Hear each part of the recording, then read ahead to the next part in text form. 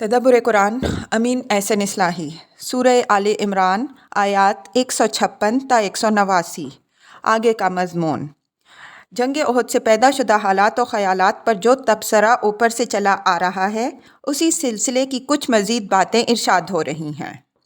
اعوذ باللہ من الشیطان الرجیم، بسم اللہ الرحمن الرحیم۔ یا ایہا الذین آمنوا لا تکونوا کالذین کفروا وقالوا لاخوانہم اذا ضربوا فی الارض او کانوا غزا لو کانوا عندنا ما ماتوا وما قتلوا لیجعل اللہ ذلک حسرۃ فی قلوبہم واللہ یحیی ویمیت واللہ بما تعملون بصیر۔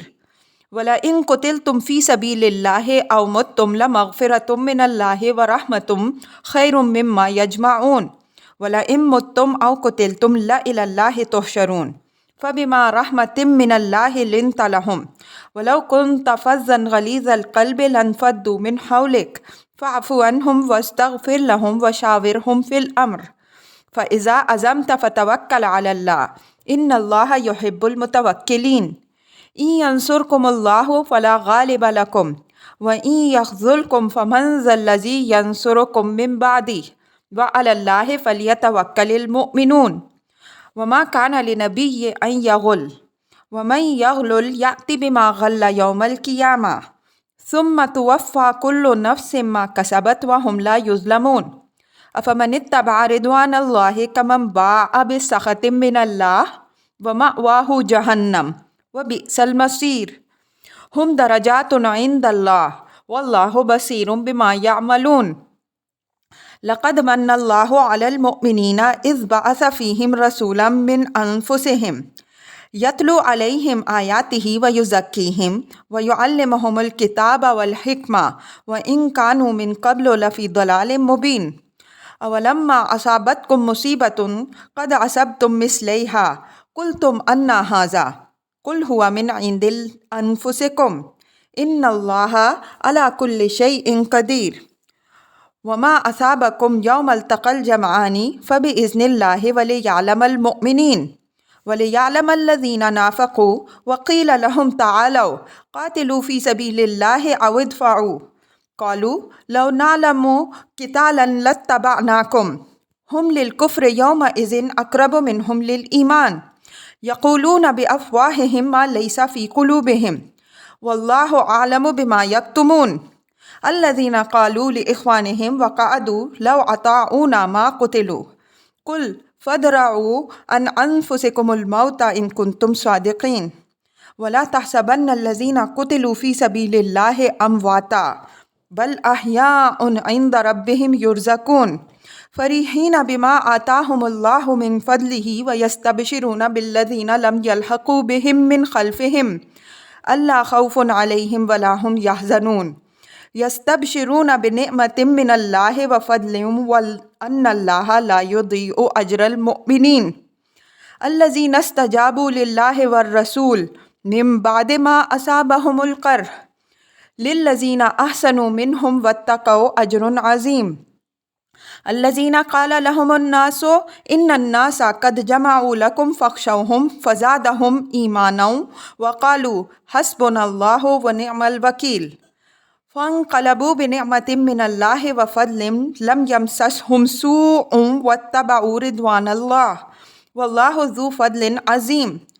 إِنَّمَا ذَلِكُمُ الشَّيْطَانُ يُخَوِّفُ أَوْلِيَاءَهُ فَلَا تَخَافُوهُمْ وَخَافُونِي إِن كُنتُم مُّؤْمِنِينَ وَلَا يَحْزُنكَ الَّذِينَ يُسَارِعُونَ فِي الْكُفْرِ إِنَّهُمْ لَن يَضُرُّوا اللَّهَ شَيْئًا يُرِيدُ اللَّهُ أَلَّا يَجْعَلَ لَهُمْ حَظًّا فِي الْآخِرَةِ وَلَهُمْ عَذَابٌ عَظِيمٌ۔ إِنَّ الَّذِينَ اشْتَرَوُا الْكُفْرَ بِالْإِيمَانِ لَن يَضُرُّوا اللَّهَ شَيْئًا وَلَهُمْ عَذَابٌ أَلِيمٌ۔ وَلَا يَحْسَبَنَّ الَّذِينَ كَفَرُوا أَنَّمَا نُمْلِي لَهُمْ خَيْرٌ لِّأَنفُسِهِمْ إِنَّمَا نُمْلِي لَهُمْ لِيَزْدَادُوا إِثْمًا وَلَهُمْ عَذَابٌ مُّهِينٌ۔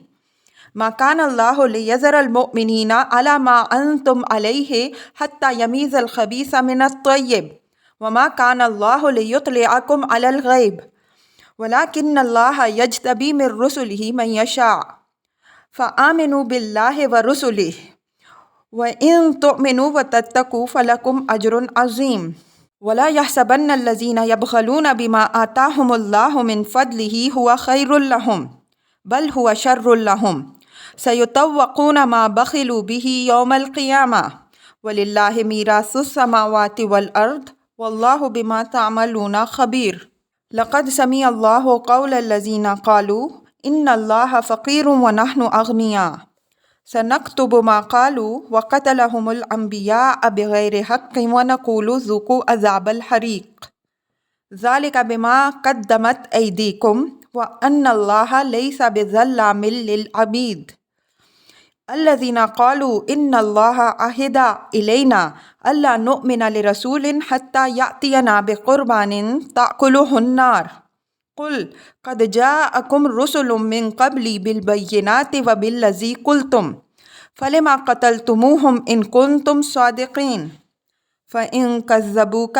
فقد كذب رسل من قبلك جاءوا بالبينات والزبر والكتاب المنير كل نفس ذائقة الموت وإنما توفون أجوركم يوم القيامة فمن زحزح عن النار وأدخل الجنة فقد فاز وما الحياة الدنيا إلا متاع الغرور لتبلون في أموالكم وأنفسكم ولتسمعن من الذين أوتوا الكتاب من قبلكم ومن الذين أشركوا أذى كثيرا وإن تصبروا وتتقوا فإن ذلك من عزم الأمور وإذ أخذ الله ميثاق الذين أوتوا الكتاب لتبيننه للناس ولا تكتمونه فنبذوه وراء ظهورهم واشتروا به ثمنا قليلا فبئس ما يشترون لا تحسبن الذين يفرحون بما أتوا ويحبون أن يحمدوا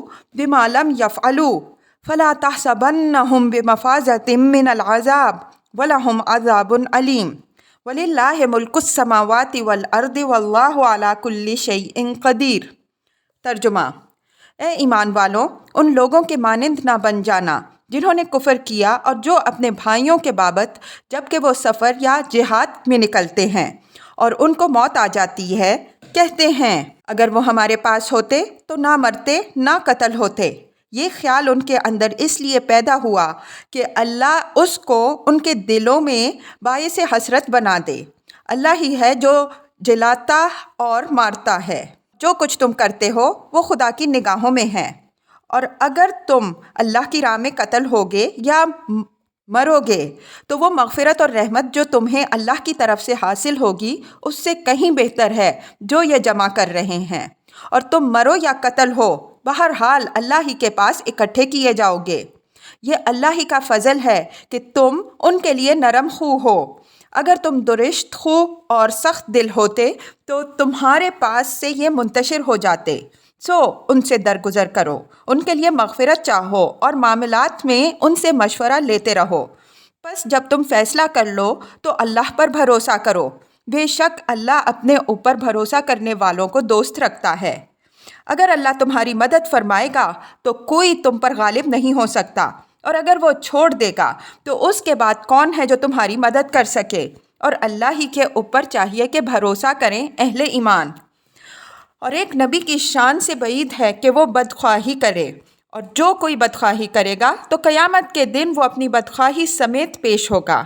پھر ہر جان کو اس کی کمائی کا پورا پورا بدلہ ملے گا اور ان کے ساتھ کوئی کمی نہیں کی جائے گی۔ کیا وہ جو خدا کی خوشنودی کا طالب ہو اس کے مانند ہو جائے گا جو خدا کا غضب لے کر لوٹے؟ اور جس کا ٹھکانہ جہنم ہے، اور وہ کیا ہی برا ٹھکانہ ہے۔ خدا کے ہاں ان کے درجے الگ الگ ہوں گے۔ یہ جو کچھ کر رہے ہیں خدا اس کو دیکھ رہا ہے۔ یہ اللہ نے مومنین پر احسان فرمایا کہ انہی میں سے ایک رسول مبعوث فرمایا جو ان کو اس کی آیتیں سناتا ہے، ان کو پاک کرتا ہے اور ان کو شریعت اور حکمت کی تعلیم دیتا ہے۔ بے شک یہ اس سے پہلے کھلی ہوئی گمراہی میں پڑے ہوئے تھے۔ اور کیا جب تمہیں ایک مصیبت پہنچی جس کی دگنی مصیبت تم نے پہنچائی تو تم نے کہا کہ یہ کہاں سے آ گئی؟ کہہ دو یہ تمہارے اپنے پاس ہی سے ہے، بے شک اللہ ہر چیز پر قادر ہے۔ اور دونوں جماعتوں کی مٹ بھیڑ کے دن تمہیں جو مصیبت پہنچی یہ اللہ کے حکم سے پہنچی، اور تاکہ اللہ ایمان والوں کو ممیز کر دے اور ان منافقین کو بھی ممیز کر دے جن سے کہا گیا کہ آؤ اللہ کی راہ میں جنگ کرو یا دشمن کو دفع کرو۔ انہوں نے کہا کہ اگر ہمیں اندازہ ہوتا کہ جنگ ہونی ہے تو ہم ضرور تمہارے ساتھ ہوتے۔ یہ لوگ اس دن ایمان کی بنسبت کفر سے زیادہ قریب تر تھے۔ یہ اپنے منہ سے وہ بات کہتے ہیں جو ان کے دلوں میں نہیں ہے، اور اللہ اس چیز کو خوب جانتا ہے جس کو یہ چھپاتے ہیں۔ یہ ہیں جو خود تو بیٹھے رہے اور اپنے بھائیوں کی نسبت کہا کہ اگر وہ ہماری بات مانتے تو یوں نہ قتل ہوتے۔ ان سے کہہ دو کہ اگر تم اپنی اس بات میں سچے ہو تو خود اپنے آپ سے موت کو دفع کر لو، اور جو لوگ اللہ کی راہ میں قتل ہوئے ان کو مردہ نہ خیال کرو، بلکہ وہ اپنے رب کے پاس زندہ ہیں، انہیں روزی مل رہی ہے، فرحان اور شادان ہیں اس پر جو اللہ نے اپنے فضل میں سے ان کو دے رکھا ہے، اور ان لوگوں کے باب میں بشارت حاصل کر رہے ہیں جو ان کے اخلاف میں سے اب تک ان سے نہیں ملے ہیں کہ ان پر نہ کوئی خوف ہوگا اور نہ وہ غمگین ہوں گے۔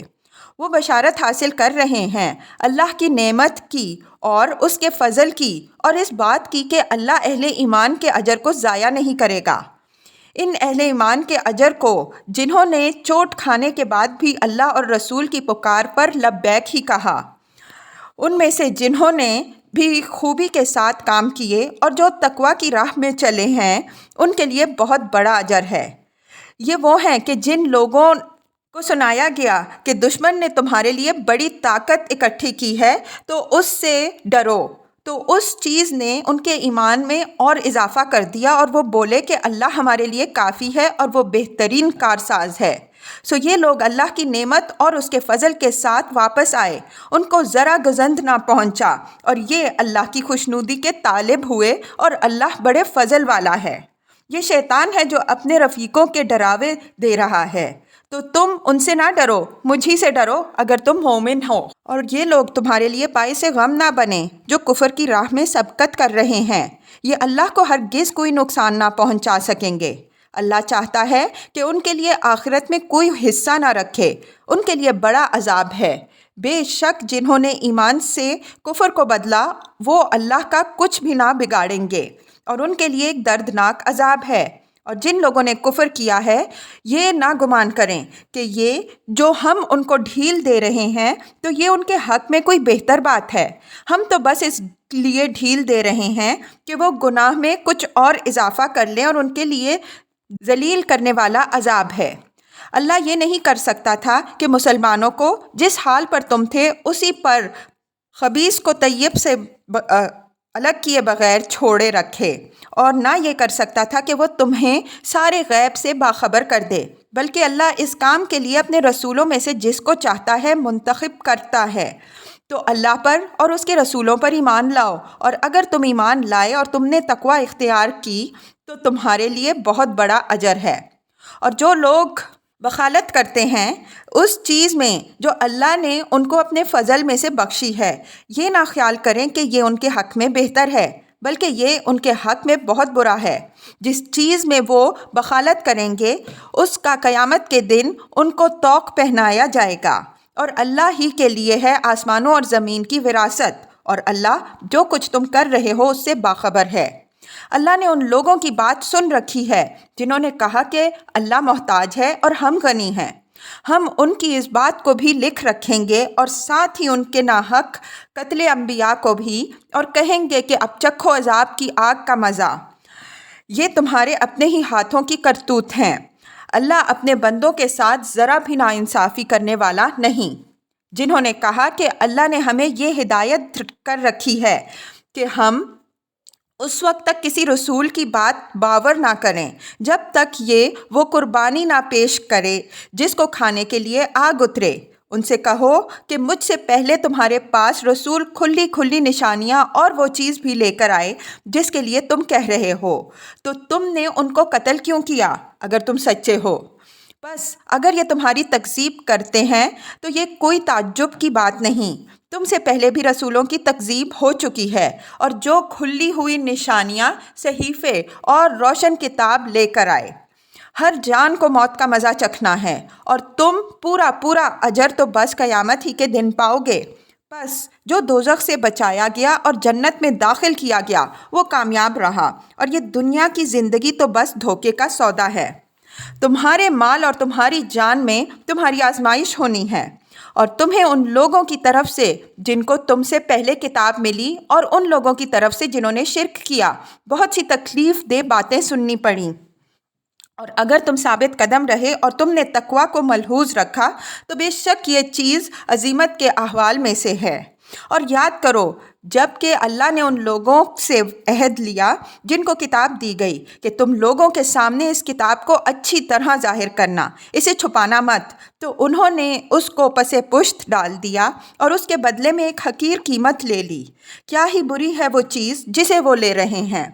جو لوگ اپنی ان کرتوتوں میں مگن ہیں اور چاہتے ہیں کہ ان کاموں پر ان کو سراہا جائے جو انہوں نے کیے نہیں، ان کو عذاب سے بری نہ سمجھو، ان کے لیے ایک دردناک عذاب ہے، اور اللہ ہی کے لیے آسمان و زمین کی بادشاہی ہے، اور اللہ ہر چیز پر قادر ہے۔ الفاظ کی تحقیق اور آیات کی وضاحت۔ یا ایھا الذین آمنوا لا تکونوا کالذین کفروا وقالوا لاخوانہم اذا ضربوا فی الارض او کانوا غزا لو کانوا عندنا ما ماتوا وما قتلوا لیجعل اللہ ذلک حسرۃ فی قلوبہم واللہ یحیی ویمیت واللہ بما تعملون بصیر ولئن قتلتم فی سبیل اللہ او متم لمغفرۃ من اللہ ورحمۃ خیر مما یجمعون وَلَئِن مُتُّمْ أَوْ قُتِلْتُمْ لَإِلَى اللَّهِ تُحْشَرُونَ۔ وَقَالُوا لِإِخْوَانِهِمْ میں لام اس طرح کا ہے جس طرح کا وَقَالَ الَّذِينَ كَفَرُوا لِلَّذِينَ آمَنُوا لَوْ كَانَ خَيْرًا مَا سَبَقُونَا إِلَيْهِ۔ اور جن لوگوں نے کفر کیا وہ ایمان لانے والوں کے بارے میں کہتے ہیں کہ اگر یہ نئی دعوت کوئی خیر و برکت والی چیز ہوتی تو یہ لوگ اس کی طرف ہم سے سبقت نہیں کر سکتے تھے میں ہے، یعنی بابت اور متعلق کے معنی میں۔ اخوان سے مراد بھائی بند اور تعلق و رشتہ کے لوگ ہیں۔ عزا غازی کی جمع ہے۔ لیجعل سے پہلے اس کا متعلق محذوف ہے، یعنی یہ بات جو ان کے ذہن میں گھسی ہوئی ہے یہ اس لیے گھسی ہوئی ہے کہ ان کی منافقت کی وجہ سے اللہ یہ چاہتا ہے کہ یہ بد عقیدگی ان کے دلوں میں خار غم بن کر کھٹکتی رہے۔ اس قسم کے حذف کی مثالیں گزر چکی ہیں۔ یہ مسلمانوں کو نصیحت کی جا رہی ہے کہ کفار و منافقین کی روش کی تقلید سے اپنے آپ کو محفوظ رکھو۔ ان کی بزدلی کی اصل وجہ ان کی یہ بدعقیدگی ہے کہ وہ موت اور زندگی کو اپنی تدبیروں کے تحت سمجھتے ہیں۔ چنانچہ ان کے بھائی بندوں میں سے کوئی کسی سفر یا جنگ میں مارا جائے تو بڑی حسرت کے ساتھ کہتے ہیں کہ اگر ہمارے پاس ہوتا تو یا ہمارے مشورے پر عمل کرتا تو یہ افتاد اس کو پیش نہ آتی۔ چنانچہ یہی بات انہوں نے جنگ احد کے مقتولوں کے بارے میں بھی کہی، حالانکہ موت و زندگی کا معاملہ اللہ کے ہاتھ میں ہے، وہ چاہتا تو زندگی دیتا، جس کو چاہتا ہے موت دیتا ہے۔ اس نے جس کی موت جس وقت جس مقام اور جس شکل میں لکھ رکھی ہے وہ آ کے رہے گی، اگرچہ وہ اپنے آپ کو آہنی کے قلم کے اندر بند کر چھوڑے۔ جو لوگ یہ سمجھتے ہیں کہ وہ اپنی تدبیروں سے موت کو ٹال سکتے ہیں وہ اس وہم سے ایک دائمی خلش غم اور بزدلی کے سوا کچھ نہیں حاصل کر سکتے۔ اہل ایمان کو چاہیے وہ اپنے آپ کو اس فتنے سے محفوظ رکھیں۔ زندگی اور موت خدا ہی کے اختیار میں ہے اور وہ ہمارے ہر عمل کو قدم قدم پر دیکھ رہا ہے۔ مزید حوصلہ افزائی کے لیے ارشاد ہوا کہ اگر تم کو خدا کی راہ میں شہادت حاصل ہوئی یا کسی اور طرح سے موت آ گئی تو یہ چیز غم کرنے کی نہیں ہے، اس لیے کہ اس کے صلے میں جو مغفرت اور رحمت تمہیں حاصل ہوگی وہ ان تمام فانی ذخیروں سے کہیں بہتر ہے جو اس زندگی کے پرستار اپنے لیے جمع کر رہے ہیں۔ یہ ملحوظ رہے کہ یہ آیت تحور کی دعوت نہیں دے رہی ہے بلکہ اس حقیقت سے آگاہ کر رہی ہے کہ فرائض سے فرار زندگی بچانے کی کوئی تدبیر نہیں ہے۔ آدمی کے لیے صحیح روش یہ ہے کہ جو فرض جب عائد ہو جائے پورے عزم و جزم کے ساتھ اس کو ادا کرے، اور یہ یقین رکھے کہ موت اس وقت آئے گی جب اس کا وقت مقرر ہے، اور ساتھ ہی یہ بھی یقین رکھے کہ ادائے فرض کی راہ میں مرنا اس دنیا کی زندگی اور اس زندگی کے تمام اندوختوں سے کہیں زیادہ قیمتی ہے۔ اس مضمون کی مزید وضاحت آگے آیات 167 سے 171 کے تحت آ رہی ہے۔ آخر میں فرمایا کہ جو مرتا یا قتل ہوتا ہے بہرحال خدا ہی کے پاس پہنچتا ہے، تو مومن خدا کے قرب سے کیوں گھبرائے؟ یہی تو قربانی کی حقیقت اور اس کا اصل مدعا ہے۔ فَبِمَا رَحْمَةٍ مِّنَ اللَّهِ لِنْتَ لَهُمْ وَلَوْ كُنْتَ فَظًّا غَلِيظَ الْقَلْبِ لَانفَضُّوا مِنْ حَوْلِكَ فَاعْفُ عَنْهُمْ وَاسْتَغْفِرْ لَهُمْ وَشَاوِرْهُمْ فِي الْأَمْرِ فَإِذَا عَزَمْتَ فَتَوَكَّلْ عَلَى اللَّهِ إِنَّ اللَّهَ يُحِبُّ الْمُتَوَكِّلِينَ إِن يَنْصُرْكُمُ اللَّهُ فَلَا غَالِبَ لَكُمْ وَإِن يَخْذُلْكُمْ فَمَنْ ذَا الَّذِي يَنْصُرُكُم مِّن بَعْدِهِ وَعَلَى اللَّهِ فَلْيَتَوَكَّلِ الْمُؤْمِنُونَ۔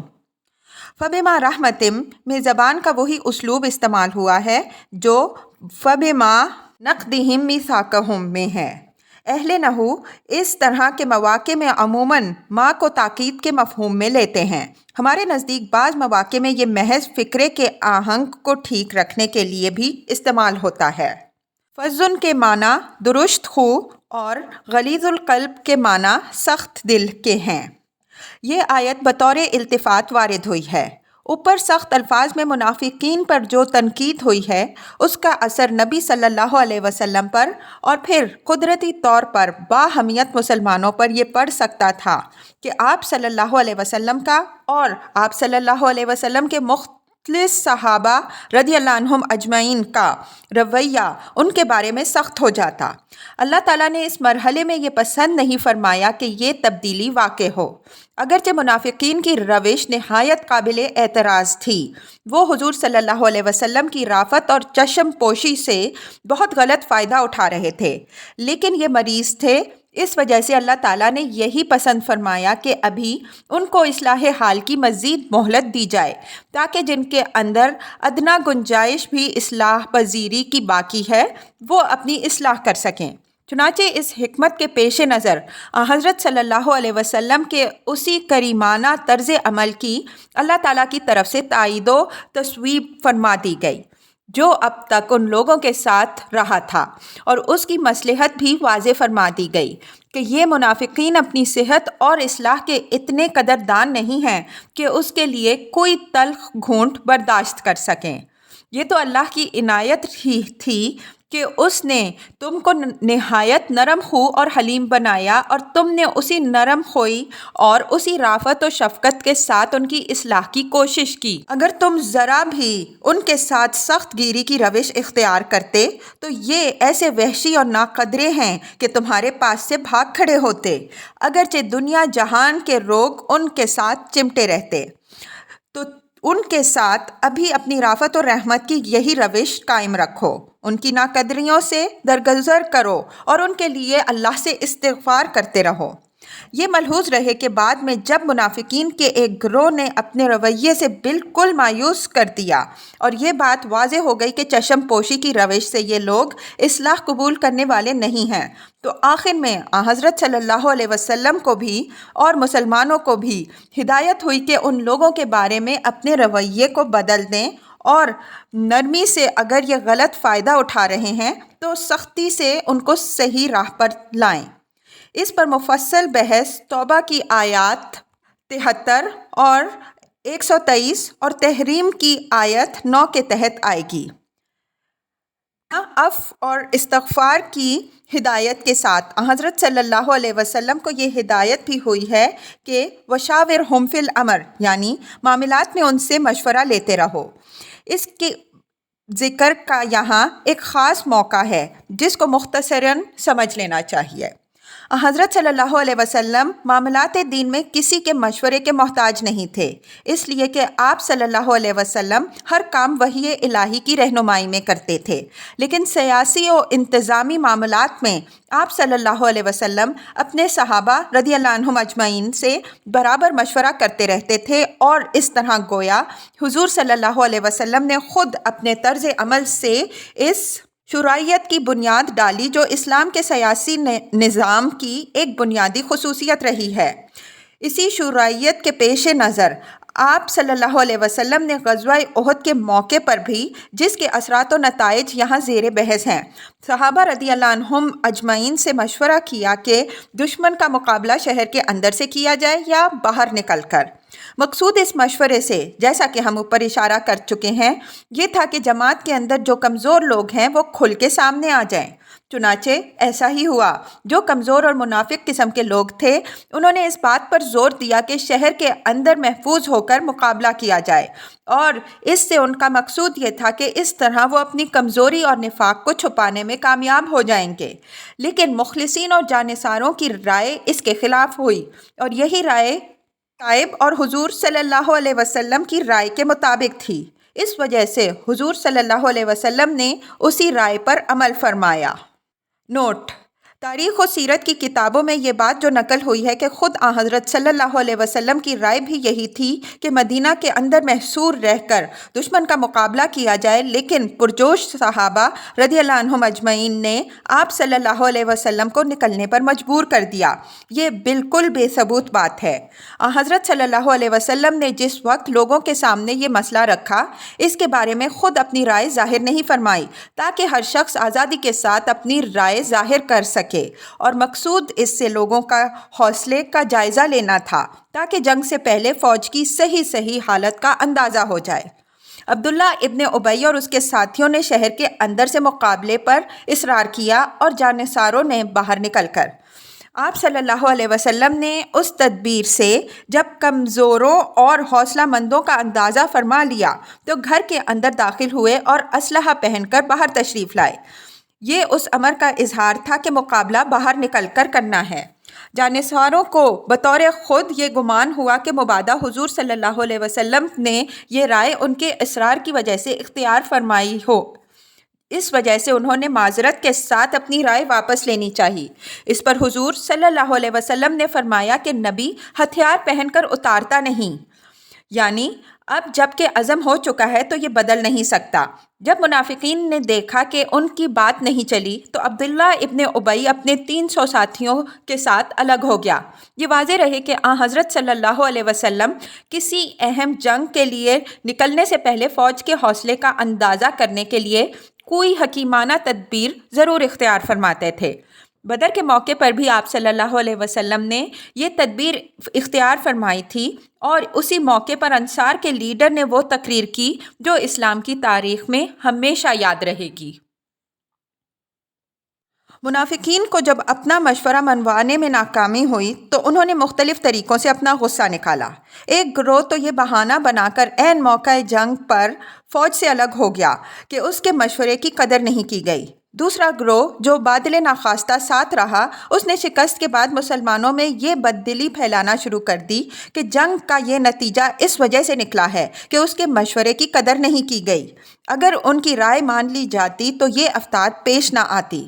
ظاہر ہے کہ ان تمام باتوں کا مقصود شرارت اور مسلمانوں میں بددلی پھیلانا تھا، لیکن اس مرحلے میں مصلحت، جیسا کہ ہم نے اشارہ کیا، یہی تھی کہ ان منافقین سے درگزر کی روش اختیار کی جائے، اور جو مجلسی اور جماعتی حقوق ان کو حاصل ہیں وہ ان کی ان غلطیوں کے باوجود بھی ابھی باقی رہیں۔ چنانچہ جس طرح حضور صلی اللہ علیہ وسلم کو ان کے لیے عفو و استغفار کی ہدایت ہوئی، اسی طرح اس بات کی بھی ہدایت ہوئی کہ جو امور مشورہ کے تحت آتے رہیں ان میں آپ بدستور ان سے مشورہ لیتے رہیں، اگرچہ ان کی کمزوری اور بدخواہی واضح ہو چکی ہے۔ وشاورہم فی الامر کے بعد فَإِذَا عَزَمْتَ فَتَوَکَّلْ عَلَى اللَّہِ سے یہ اشارہ بھی نکلتا ہے کہ انتظامی و سیاسی امور میں مشورہ کی یہ ہدایت صاحب امر کی تقویت اور اس کے اطمینان کے پہلو سے ہے۔ مشورہ کرنا تو بہرحال ضروری ہے، لیکن مشورے کے بعد جس بات پر اس کا دل ٹھک جائے، اللہ کے بھروسے پر وہ کام اسے کر گزرنا چاہیے۔ صاحب امر کے اطمینان کے بعد یہ امر کچھ زیادہ اہمیت نہیں رکھتا کہ جو رائے اس نے اختیار کی وہ اکثریت کی ہے یا اقلیت کی۔ نہ اکثریت فی نفسہ ہی دلیل صحت و صواب ہے، نہ اقلیت دلیل خطا۔ البتہ یہ بات ضرور ہے کہ اکثریت کی رائے میں فی الجملہ صحت کا گمان غالب ہے۔ اس وجہ سے فصل نزاعات میں اگر اس کو فیصلہ کن مانا جائے تو مصلحت کے پہلو سے یہ راہ مامون ہے، بالخصوص اس زمانے میں جبکہ اتباع ہوا کا زور ہے اور اختیار و اقتدار کو حدود کے اندر استعمال کرنے والے لوگ کم تر ہی ہیں۔ مذکور بالا دونوں آیتوں سے مندرجہ ذیل باتیں سامنے آتی ہیں۔ ایک یہ کہ عام افراد کی طرح ارباب اقتدار سیاست کے لیے بھی پسندیدہ روش نرمی اور چشم پوشی ہی کی روش ہے۔ اسی سے افراد میں حسن ظن اور اعتماد پیدا ہوتا ہے، جس سے اجتماعی نظام میں وحدت، قوت اور استحکام کی برکتیں ظہور میں آتی ہیں۔ سختی اور سخت گیری اس کی فطرت میں نہیں ہے بلکہ اس کے عوارض میں سے ہے۔ جس طرح صحت کے لیے اصل شے غذا ہے، لیکن کبھی کبھی کسی مرض کے علاج کے لیے دوا کی بھی ضرورت پیش آ جاتی ہے، اسی طرح اجتماعی نظام میں اصل چیز نرمی ہے، سختی کبھی کبھی ضرورت کے تحت اختیار کرنی پڑتی ہے۔ دوسری یہ کہ اجتماعی نظام میں شرعیت اس حسن ظن و اعتماد کا مظہر ہے جو رائی اور رعایا اور امیر و مامور میں ہونا چاہیے۔ اسی سے استبداد اور سخت دل کی جڑ کٹتی ہے اور رائی اور رعایا دونوں طرف سے وہ تعاون ظہور میں آتا ہے جو استحکام کی بنیاد ہے۔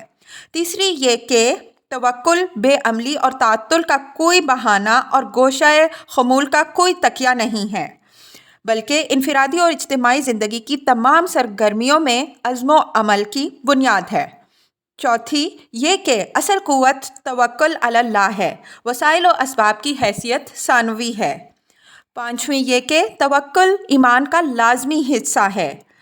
جو شخص خدا پر ایمان کا مدعی ہے لیکن اس کو خدا پر بھروسہ نہیں ہے، اس کا ایمان بے معنی ہے۔